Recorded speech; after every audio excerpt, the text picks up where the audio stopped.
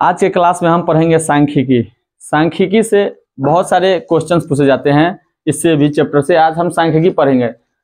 सांख्यिकी में प्रायः क्वेश्चन जो होता है वो माध्य से होता है, माध्य से पूछा जाता है, या माध्यिका, माध्यिका या इसी को हम माध्यक भी बोलते हैं। माध्यिका बोलिए या माध्यक बोलिए। और एक अगला क्वेश्चन आपसे पूछता है तो वह बहुलक का, बहुलक का, बहुलक का भी क्वेश्चन पूछता है। इसमें परिसर निकालने का भी सवाल रहता है, कभी कभी पूछ देता है कि परिसर कैसे हम निकालते हैं। तो सबसे पहले हम देखेंगे कि माध्य, सबसे पहले हम माध्य का चर्चा करेंगे, फिर माध्यक का, बहुलक का, परिसर का, बारी बारी से सभी चीजों को हम पढ़ेंगे। चलिए सबसे पहले माध्य देखते हैं। सबसे पहले माध्य देखते हैं। माध्य क्या होता है? माध्य को हम लोग इंग्लिश में मीन बोलते हैं। माध्य को इंग्लिश में हम लोग मीन कहते हैं।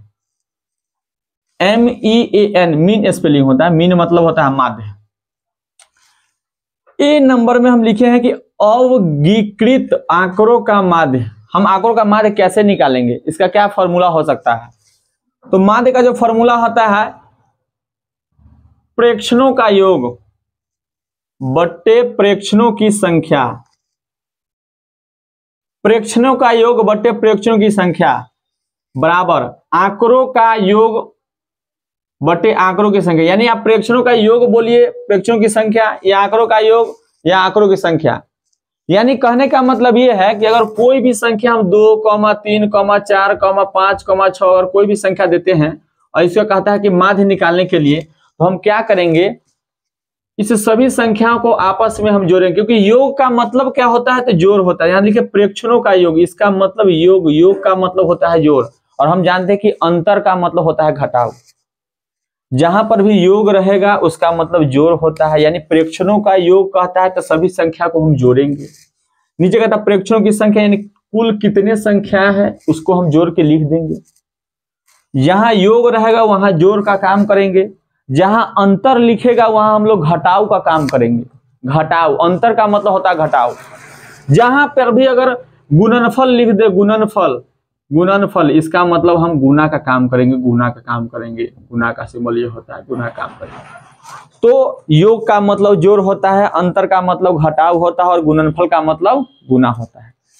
या कहीं कहीं बांटना रहेगा, बांटना, बांटने के लिए क्या, 4 हिस्से में बांटिए, 2 हिस्से में बांटिए, 5 हिस्से में बांटिए, 6 हिस्से में बांटिए। और बांटने का जहां चर्चा होगा वहां पर हम समझेंगे कि भाग का काम होगा, भाग का काम। तो हम यहाँ लिखा हुआ कि सभी प्रेक्षणों का योग बटे प्रेक्षणों की संख्या, इसका मतलब है कि प्रेक्षणों का योग यानी जोड़ेंगे सभी संख्या को और बाद में जितना संख्या उतना बट्टा से भाग दे देंगे तो आपका क्या होगा, माध्य का मान निकल जाएगा। देखते हैं पहला सवाल, एक एग्जाम्पल के तौर पर समझने का हम प्रयास करते हैं। पहला सवाल यह है कि 2, 3, 4, 5, 6, यानी कि 2, 3, 4, 2, 3, 4, 5, 6 का माध्य ज्ञात करें। यानी क्या कहता है निकालने के लिए, तो माध्य निकालेंगे। तो हम माध्य कैसे निकालेंगे? तो माध्य का फॉर्मूला भी देखेंगे, प्रेक्षणों का योग बटे प्रेक्षणों की संख्या होती है। माध्य का फॉर्मूला क्या था, प्रेक्षणों के योग बटे प्रेक्षणों की संख्या था, प्रेक्षणों का योग कहता था। सभी संख्या को हम आपस में जोड़ लेते हैं। तो 2 + 3 + 4 + 5 + 6 ऐसे करके हम जोड़ लिया। क्या वो संख्या था, 1, 2, 3, 4, 5, 5 संख्या है। जितना संख्या रहेगा उतना संख्या को हम क्या करेंगे, बट्टा में लिख देंगे। अब 5 संख्या लिख दिया। अब सबको जोड़ेंगे, 2 और 3 5 और 5 और 4 9 और 9 और 5 14, 14 6 20, 20 और बट्टा में जो 5 है तो 5 लिख दिए। बट्टा में क्या लिख दिया, हम 5 लिख दिए। यानी 20/5 को हम काटेंगे तो कितना आ जाएगा, 4 आ जाएगा। यही मेरा क्या हो गया, आंसर हो गया।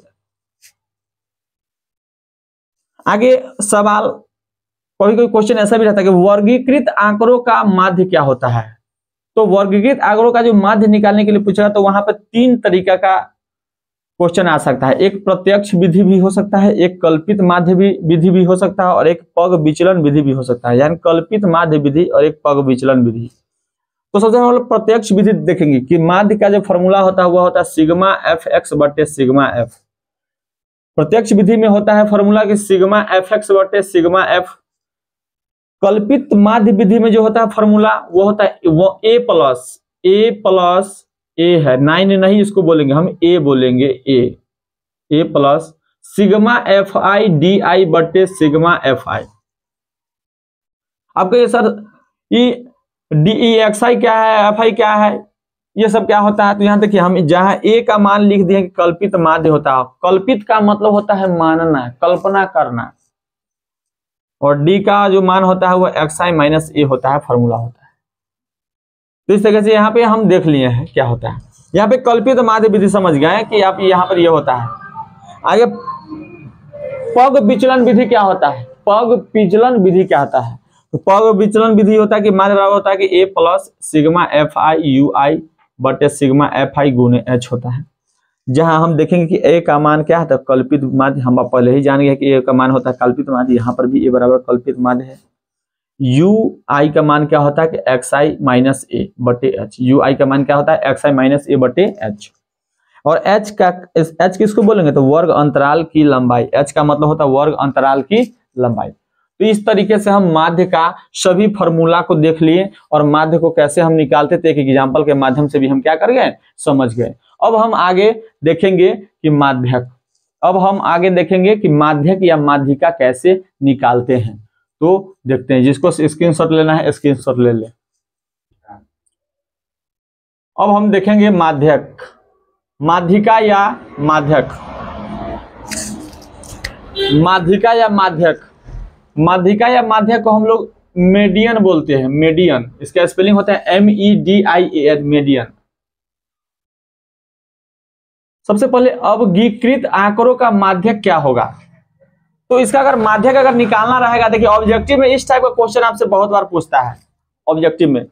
तो आंकड़ों का अगर माध्यक निकालता है, आंकड़ा क्या होता है कि x1, x2, x3, x4, dot dot dot xn, यानी कि आप अनंत तक इसका मान हम लिख सकते हैं, यानी कि अनंत इनफाइनाइट तक लिख सकते हैं।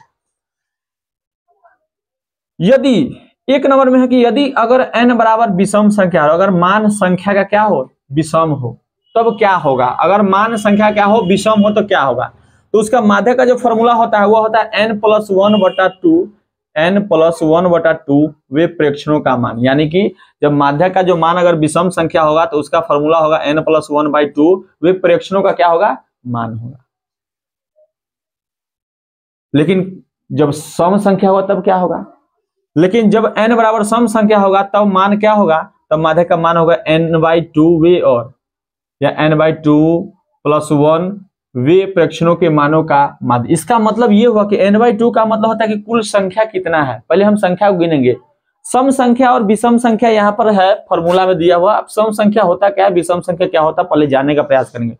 सम संख्या का मतलब होता है कि वैसी संख्या जिसमें हम 2 से भाग देते हैं तो वो पूरा पूरा कट जाता है, और कट जाने के बाद शेषफल 0 आए, कट जाने के बाद शेषफल 0 आए तो वह सम संख्या हुआ। और 2 से भाग देंगे और शेषफल उसका काटने पर शेषफल उसका 0 नहीं आए तो वह क्या होता है, विषम संख्या होता है। तो यहाँ विषम संख्या में तो हम देख रहे हैं कि n+1/2 यानी कि जो संख्या होगा वो संख्या और +1 जोड़ के 2 से भाग दे देंगे। दूसरा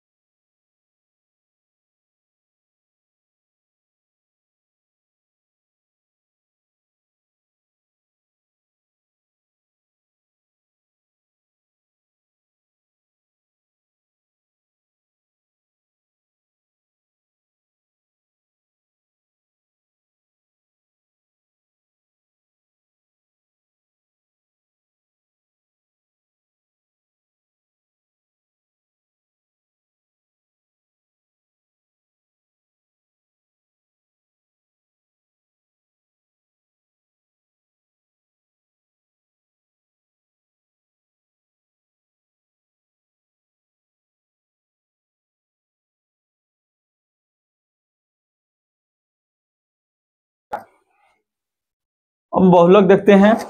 माध्य पढ़ लिए, माध्यक पढ़ लिए। बहुलक का फॉर्मूला क्या होता है? चलिए सबसे पहले बहुलक का फॉर्मूला क्या होता है देखते हैं।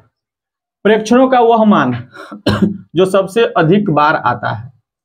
बहुलक का क्या मान होता है कि जो सबसे अधिक बार आता है, यानी वही बहुलक कहलाता है। बहुलक का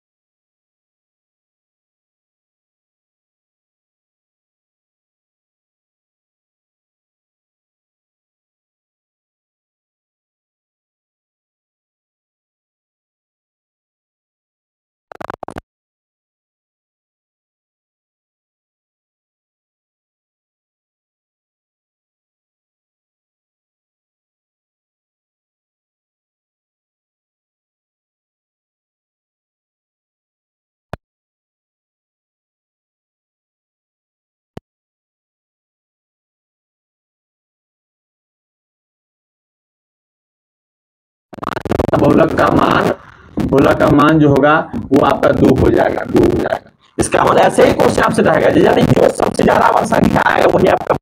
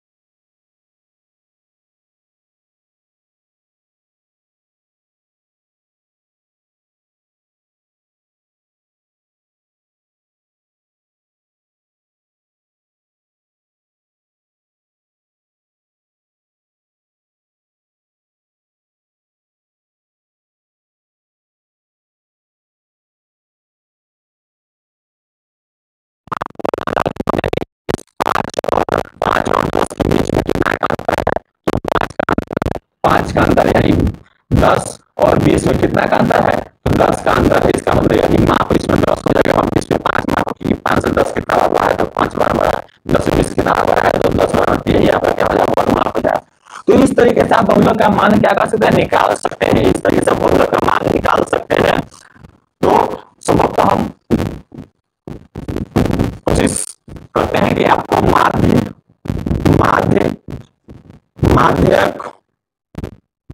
या माध्यिका, जिसका नाम है दूसरा नाम माध्यिका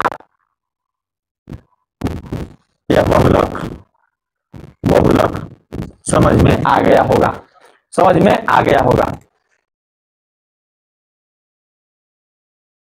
क्या होगा इससे?